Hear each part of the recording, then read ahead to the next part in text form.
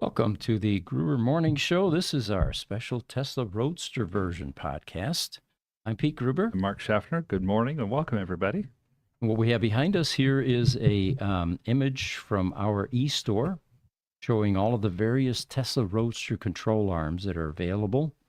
It's a full complement, a full set for your Tesla Roadster. We'll talk about that in a moment here. We have a customer in Mallorca, Spain, that has a Tesla Roadster, and he felt that he was one of the first people in the world that recovered a Tesla Roadster brick battery pack from as low as a half a volt. Talking about a half a volt per brick. And I pointed out, wow, that's lower than anything we've seen. Typically, you don't want your brick voltages to get below 2 volts or to spend any time there because you have a chemical destructive process that takes place, and eventually that brick cannot be recovered. Well, if it spends very little time at 1 volt or half a volt in this case, it is recoverable.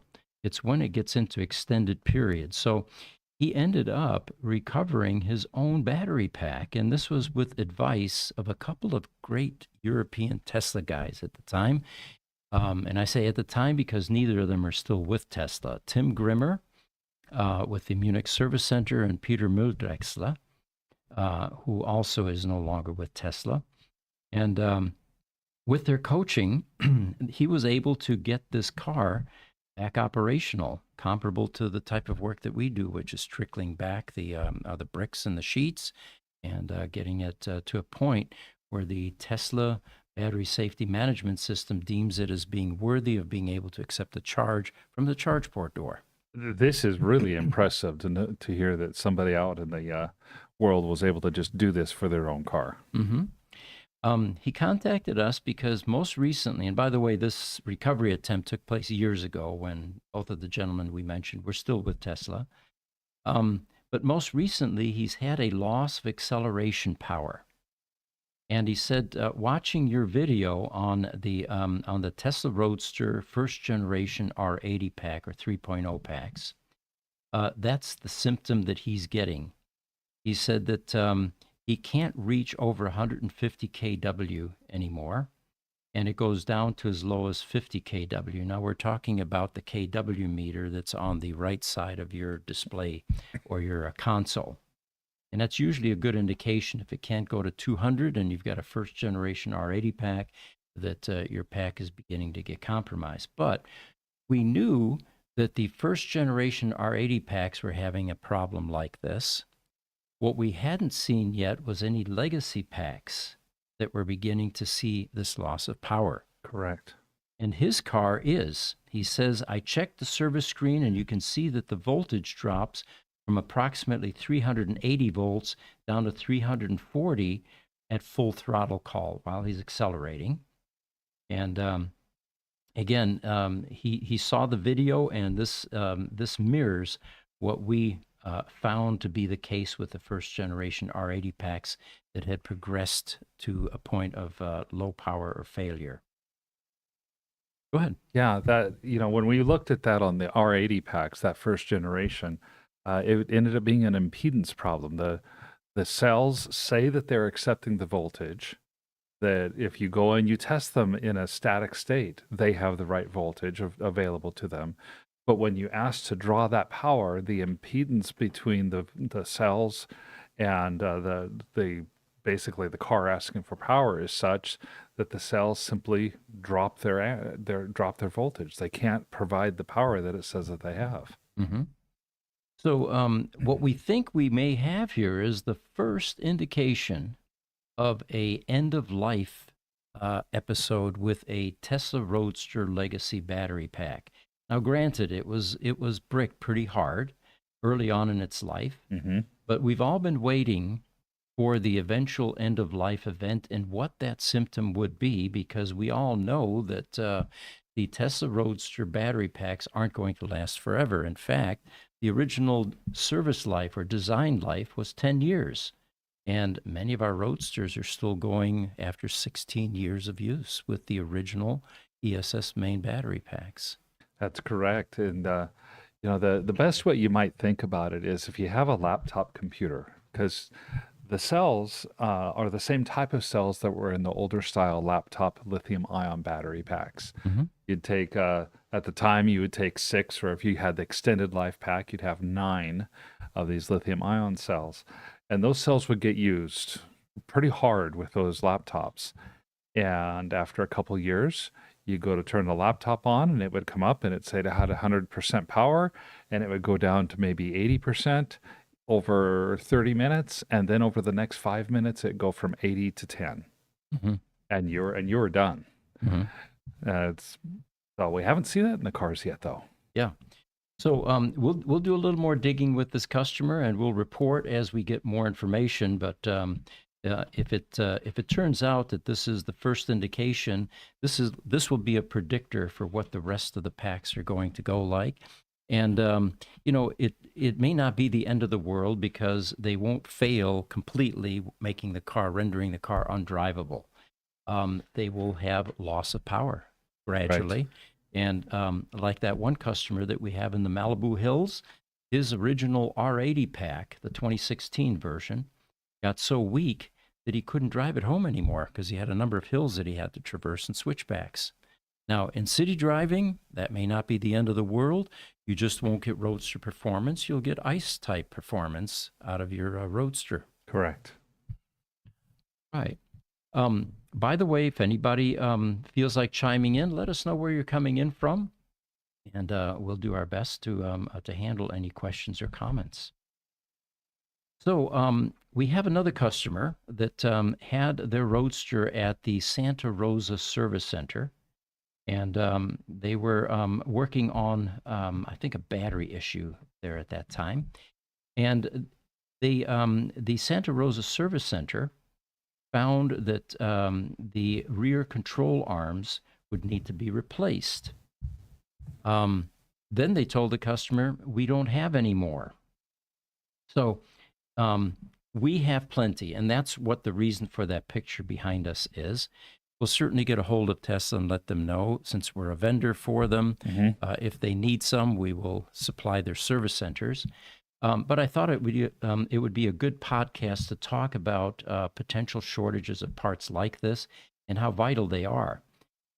Your control arms typically don't go bad.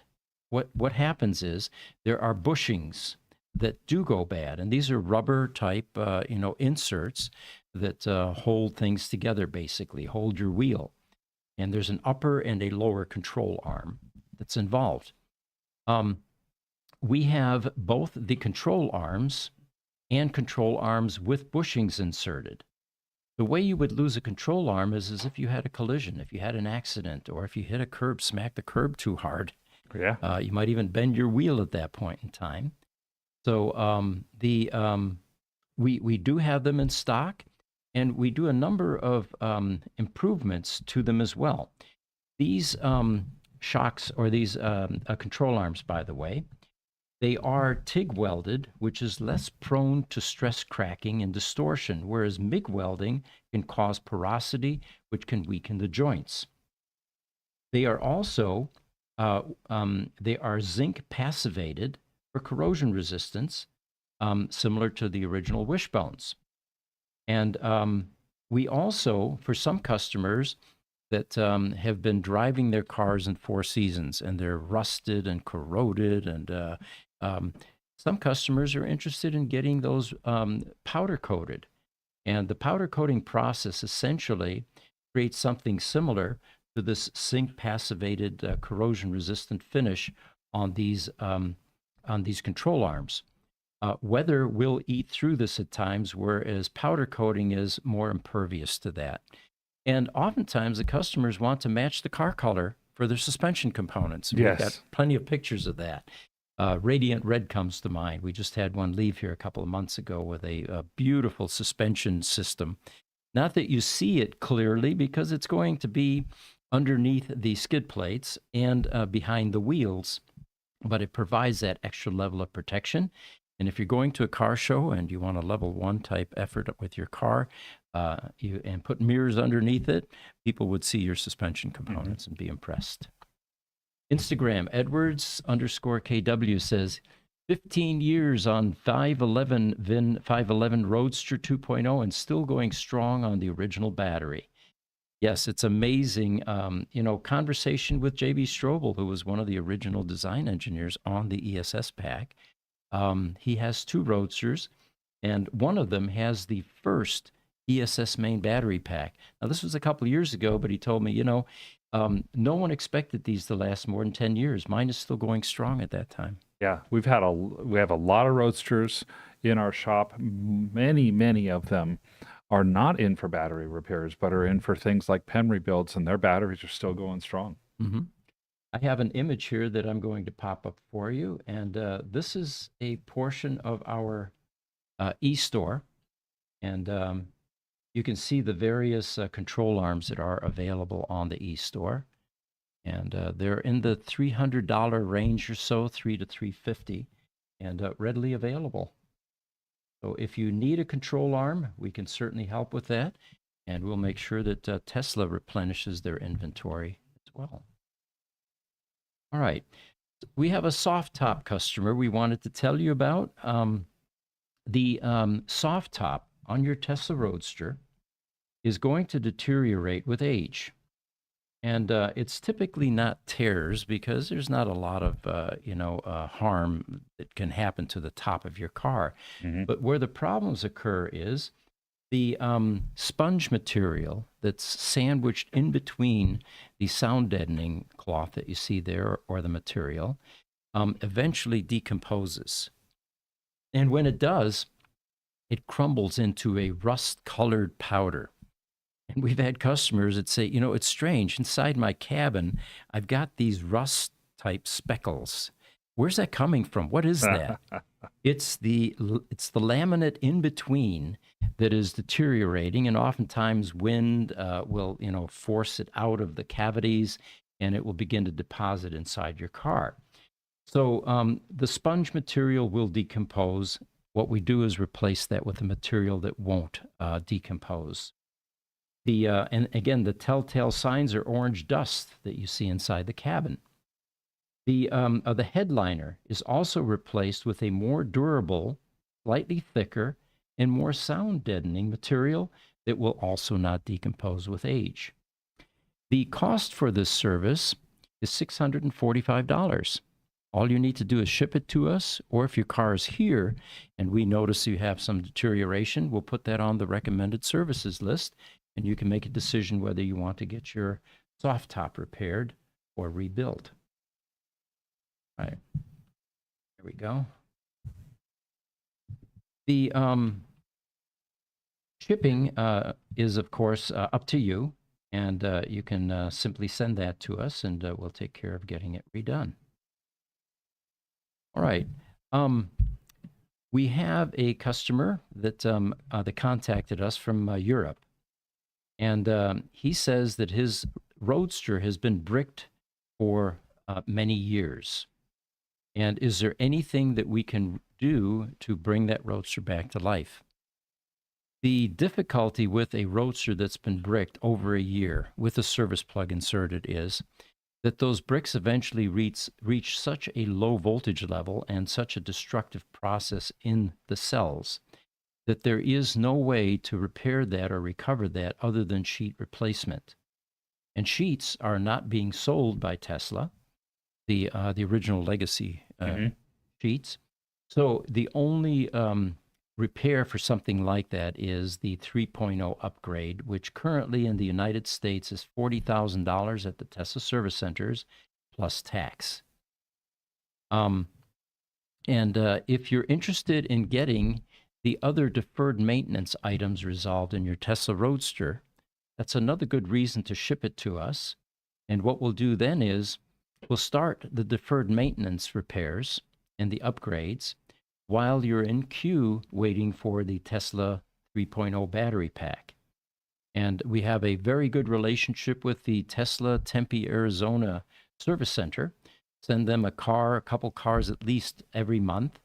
And they have been rapidly turning them around without the normal long-term waits that used to occur, 6 Right. months to 2 years for a battery. They seem to have their production capacity cranked up to the point where it's usually only a couple, 3 months or so. And then in the meantime, we work on the car, take care of all deferred maintenance, and by the time the car comes back to us after the battery swap, you've got a completely upgraded car. We have a comment from Niels on here from YouTube. Good point, he says. I found that used automatic gear fluid, he says, is very good for rust. It's so thin it reaches the metal through the dirt and rust, and yet it's sticky enough to not erode away. All you have to do is spray it on. Well, Niels, thank you for the tip. Yeah, so used automatic gear fluid. What viscosity or weight is that? Tranny fluid's pretty thin typically. Yeah, transmission fluid here in the States is it's very thin, very low viscosity. So we have another image for you here. This one is regarding a offer that we provided for the Tesla Roadster customers. And we find that a lot of if we can pop that up, Jesse, it's the video that accompanies a free offer for the decals for the 2.0 Roadsters. And I have a sample of them here. This is the PRND round elevator buttons, basically, that you can replace in your Tesla Roadster. And they get pretty worn. I'm going to show you a picture of what the typical 2.0s look like that have seen a fair share of driving. The one on the left there is a worn, of course. And after the decals are applied, you again have a nice new-looking console in your 2.0 Roadster. We had customers that were asking about their 1.5s, and you don't have the PRND button, so you have a shift lever there, and we do not have. You don't need decals for those. And this is just the latest of the free offerings that we give people. We have the dimmer knobs, for example. We got the nice aluminum dimmer knobs that we'll send out for free to people. All you have to do is ask. The plastic dimmer knobs tend to wear out and break over time. The plastic becomes dried out, brittle, and breaks. And I don't know how many of those we've sent out. It's a couple hundred of those at least. And we've had, more than 100 of these go out already since we announced it. Yeah, we just checked this morning, and they're still coming in. We get about 2 to 3 requests per day. And in addition to that, we have a lot of services that we offer that are free. For example, the lug nut keys. I have found that one to be fascinating personally. That first you've got the 20 or so different lug nut key variations for the Tesla Roadsters. 21 exactly, by the way. Oh, there are 21. Okay. We are now updating our newsletter for that free library access offer. And we'll also have a version out there that shows the face of the key and the pattern and the letter in the back, so you can compare that to the one that's on your car. And of course, this is if you lose one, or more typically, if your tire center uses an impact wrench on those little locking keys, they're not built for that kind of torque and pressure. Right. And when they break it, you're in a world of hurt because these things are not readily available. There's no place you can just simply go and buy replacements. No, and in fact, it's our high recommendation. Spend the $20 and get some new lug nuts. If you want to get a different type of locking lug nut that's more common in the automotive world, do that. They'll come with more robust keys that are not quite as fragile, although you're not supposed to use an impact wrench on pretty much any of those keys. But if you have lost your key, if you're if it's broken, reach out to us. We'll send you the key, and we only ask that when you're done with it, that you send it back to us. We give you free access to the library, and believe me, these things, it happens at the worst possible time. You're on the freeway, you get a flat tire, you don't have a spare tire, you have it towed to Discount Tire. Next thing you know, they're telling you, where's your locking lug nut key? We can't get your wheels off. Yeah. And there is no elegant, easy way to get those off. Now, that we've heard about carbide drilling, but you could damage the wheel, which is aluminum, cast Yes. aluminum or forged. So we don't recommend that either. But if you need the key, we have a library of them. Send us a picture, and we'll send you a replacement that you can use for free. And if you have extra keys, you've replaced your very specific Roadster lug nut key with a more standard one, or not without any keys at all. A lot of people are going away from the keyed entries because the Roadster wheels are very unique to the Roadster. Yeah, nobody steals them. Nobody steals them, is what we found. Yeah, that's something that you can. We would love to get more keys from people, and would appreciate that. If you donate them, yes. And by the way, if you want to replace those lug nuts, our recommendation always is get rid of the locking lug nuts. We'll put it in your trunk if you like, if you want to save it for posterity. Yeah. But we have beautiful zinc plated lug nuts for the Roadster. It will make your wheels look better and get rid of that risk that someday you may find yourself without a key to take the wheels off. Absolutely. Amongst the services that we offer for free, log file analysis. That's very popular. We've got the matchmaking service. When you get onto the Gruber Motors website and you see Roadsters for sale, those are owners that have listed those Roadsters, and that's free. Do you know what I find? And this is almost humorous. After telling the customers that want to list their Roadster for sale with our free Roadster matchmaking site, we go through the whole spiel. At the end of it, they typically say, well, where's your commission? How do you get paid? Yeah. You know, free today has taken on a whole different meaning, and people are suspect. But folks, this is really free. There is no charge, and we provide these services for the Roadster community as a gift. We do, and there have been times when the Roadster, it's a challenge to sell a vehicle across states or across the country. So we even provide an escrow service for free. It's really about trying to keep the Roadster alive and help the community out. Finally, we've got the tutorials. Just a few of them. We have this wonderful tutorial that has. Just popped up a I picture think there, Jesse. Ramiro had put out on replacing the worn PRND decals, video instructions on how to do that. We also have tutorials on things like headlight refinishing. Recently had a customer use our tutorial for removing a PEM to successfully remove a PEM from the Roadster. We've even got tutorials that are not Roadster specific, but are more Model S specific, how to do a removal of the MCU from a Tesla, and tips and tricks on how to extend the life of your MCU so that you don't have the plasma leaking all over your feet. Sure. And if any of you have suggestions about tutorials that you would like to see us create, we're always looking for fresh ideas. And you'll find these on our YouTube channel under Gruber Motors, which, by the way, now has over 1 million subscribers, 1,030,000 already. So it's a very popular site.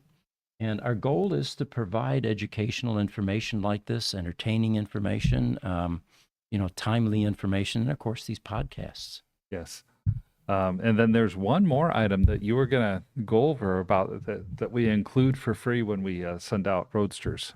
Sure. And that is a Don't Panic sticker, which I don't have a picture of. Oh, yes, I do. Okay, let's get this one up, Jesse. There we go. Every time a Roadster leaves our facility, there are a number of special touches that we do. One of them is if you have those sticky vents, which we did a whole podcast segment on. Yes. It's a common problem. It's the construction of the vents where they try to soften the plastic by inserting rubber. And eventually that oozes out and it makes those vents sticky. The stickiness attracts dust, dirt, debris, and you get this really ugly vent type, or your vents don't look very nice. What we end up doing is resolving that before the Roadster leaves. No charge, all courtesy. The floor mats, they have a white embroidered Tesla with a Tesla font. Those are not white after years of use. No, not at all. We clean and pressure wash those. And when your Roadster leaves, it will have a floor mat in it, a paper mat to cover that, and those mats will look brand new. We also, in the documentation that we send out, you'll get your warranty statements, you'll have all the documentation, the billing is in there, and we put a free Don't Panic decal in there. So if you want to replicate Elon Musk's version in outer space, you can do that either on your screen or like I did with VIN number 5 on the back window. Yes.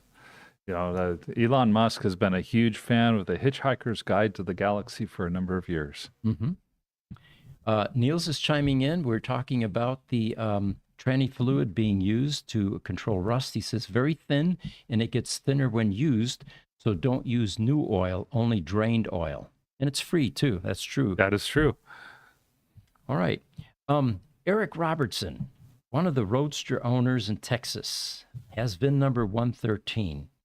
He chimed in on Facebook, and he gave some information about a project that he embarked on. He wanted to change the console carbon fiber on his car.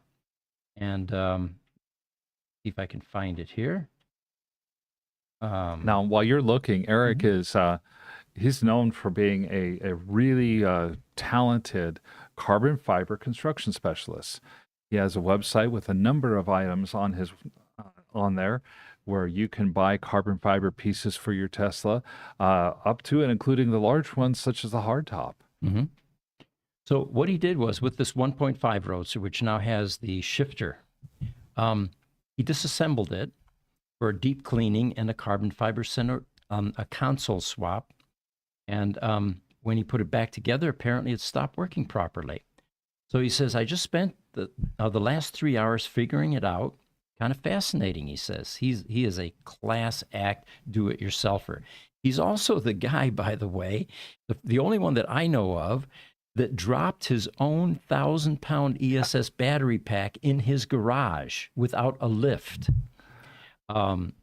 Much respect for Eric Robertson. So he says, for the past 8+ years, I've gotten great satisfaction out of banging the 1.5 shifter between reverse, neutral, and drive versus the push-button selector for his 2.0 Roadster. He just learned that there is zero physical connection between the 1.5 stick and the car. You know, if you've ever driven a stick shift, you kind of, like a Hurst, for example, you can feel the linkage, you can feel the gears going in the transmission, and there's a tactile sensation that goes with it. Oh, absolutely. And the Tesla Roadster kind of has that feel as well, and I suppose you could come away with an impression that you're actually banging gears. Mm-hmm. He says he thought maybe they were physical switches in the console. Nope. He says RND are simple photo transistors on a circuit board triggered by an opaque piece of material on the gear selector shaft. But the most fascinating discovery, he says, was the board, the circuit board, where these phototransistors are mounted, is the original one supporting the 2-speed transmission. Remember, the Tesla Roadster originally had a 2-speed tranny, and they found that the massive amount of torque was burning up the clutch plate. So Borg Warner stepped in, solved the problem, and they ended up going with a 1-speed transmission. So your RPMs on the motor behind you are linked directly and coupled to the wheels, and that's why the Roadster's top speed is only limited to 130 miles per hour. So anyway, he says when activated, both simply toggled the one available forward gear. He says, I love finding these little quirks in our cars, and he just wanted to share. Well, thank you, Eric. That was an interesting story. And, you know, the joystick in the Roadster now, and he has a picture of it, he says he has a new version or impression of how it works, and he's got a picture of a gaming console with a joystick on it. Yep, that's about what it's like. Mm-hmm. Niels has another comment for us. He said, regarding the transmission fluid, and he said, needless to say, don't use motor oil for stopping rust. He says that actually accelerates the rust rather than stopping it. Interesting. Well, thank you, Niels. Thank you for the tip. All right. A lot of questions as the weeks go by regarding Roadster valuation. And the reason is with our Roadster matchmaking site, we get a lot of customers that call in and say, is it the right time to sell? Should I wait? And if I do sell, what kind of a price should I ask? And, you know, the current Roadster market is still depressed. Bring a Trailer has been selling signature Roadsters for under $80,000. These were cars that 2 years ago would sell for close to 200,000, 150 to 200. The market has not repaired itself yet, but the glut seems to be diminishing. We used to see one Bring a Trailer Roadster each week. Now I think it's been a couple, 3 weeks since we've seen one. So it looks like the Roadster glut, or the oversupply or the high inventory, seems to be correcting itself gradually.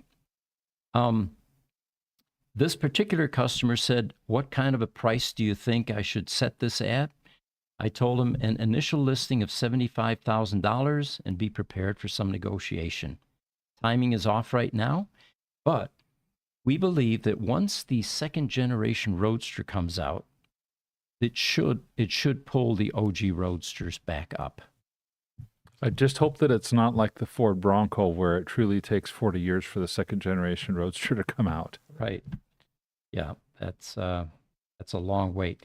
Well, and in the meantime, we've got some cars that are becoming available for sale. You can pop up this picture. This is a Arctic White that was here about 6 months ago or so. It had some work done on it. It had upgrades done, and it is currently for sale. It's VIN number 220. And what makes this one so remarkable is it's got 552 original miles. This is a difficult car for us because we usually test drive, especially after some battery work where you have to do charging, discharging, alternate, driving down the state of charge in order to really get a good test. Because of the 552 miles, we have a different approach for cars like this. This car is in Concord, California. He will accept Bitcoin, and he's asking $90,000 for this car. You realize with the way Bitcoin has gone the last 2 weeks, that's one Bitcoin. Yeah, that's right. Long ways from the days when people would pay 1,000 Bitcoins to go order pizza. Yeah. It's just remarkable that whole currency project. Have another one here. This one is, and let me bring that up for you, VIN 873. And what makes this one so unusual, we can get a picture of that up there, Jesse. We just had a Roadster that we showed you that was 552 miles. This one has 182 original miles on it. And there's always a backstory on our Roadster matchmaking site. But the most current version that I got from the owner was, we only drove this car to the service center and back for the annual PMs, for the preventive maintenance. And so it's 182 original miles. To put it back in perspective, we have a Roadster in our EV Preserve currently being stored that sold about a year or so ago. It had 38 original miles on it, and it sold for just under $200,000. Right. They are asking $299 for this car. I think they're open to offers, and I'm hoping that no one insults them, because a car like this is definitely worth closer to $300,000 with 182 original miles on it. But this is the original owner, and part of the initial public offering was involved in that, the IPO that Tesla had. The Roadster has spent its entire life on the Charger, and the CAC is very healthy on this. If you take a look, it's 154.86. The Roadster, they say, is pristine. It's like new, like it's been in a time capsule. So this one is available on the Roadster matchmaking site. And we have another one. This one is in Caspadera, Spain. There we go. 2012. And remember, the Roadsters in Europe went into 2012. In the U.S., they stopped at 2011. That's right. This one is, the asking is $99,000. It has 25,000 miles on the odometer. The CAC is 113. And it charges up to 140 miles. The European, there aren't that many usually for sale in Europe, so we make it a point to advertise these for the owners. And then finally, we have another European Roadster, which is VIN number 44. Bring the image up here for you. This one is in France. And it is, of course, a signature 250 car. In Europe, the signature cars went to 250 versus 100 in the United States. It is a sport roadster based on the VIN that has a 3 in the 8th digit from the left. It has also a new 3.0 battery pack in it and 6,200 miles. The owner has all the documentation. It is a brilliant yellow, which was a fairly rare color. And look for this one that is going to get posted on the Roadster matchmaking site with more images. So it will be available on the matchmaking site with a lot more detail. I think I have a picture of the VIN 250 tag. There we go. Okay. All right. So those are the European Roadsters that are available. And then one thing I wanted to close with was the relationship between Tesla and Gruber Motors continues to evolve and become stronger. Yes.